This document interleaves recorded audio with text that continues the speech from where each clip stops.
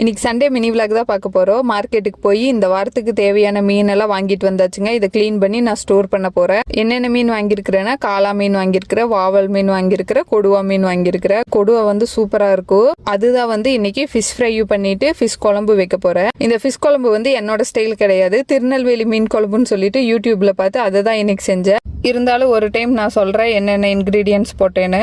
மீன் குழம்பெல்லாம் நல்லெண்ணெயில் செஞ்சாதாங்க நல்லாயிருக்கும். அதனால் நான் நல்லெண்ணெய் எடுத்துருக்கிறேன். கடுகு, வெந்தயம், வெள்ளைப்பூண்டு, நான் வந்து சின்ன வெங்காயம், பெரிய வெங்காயம் ரெண்டையும் மிக்ஸ் பண்ணி போட்டிருக்கிறேன். பச்சை மிளகா, கருவேப்பிலை. இதில் நீங்கள் சின்ன வெங்காயம் மட்டும் கூட ஆட் பண்ணிக்கலாம், ஒன்றும் பிரச்சனை இல்லை.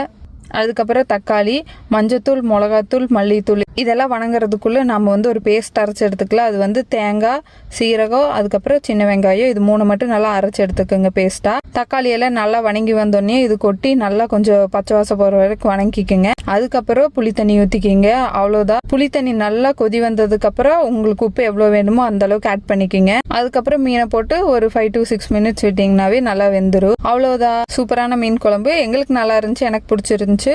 நீங்களும் ட்ரை பண்ணி பார்த்துட்டு எப்படி இருந்துச்சுன்னு சொல்லுங்கள். பாய், நாளைக்கு பார்ப்போம்.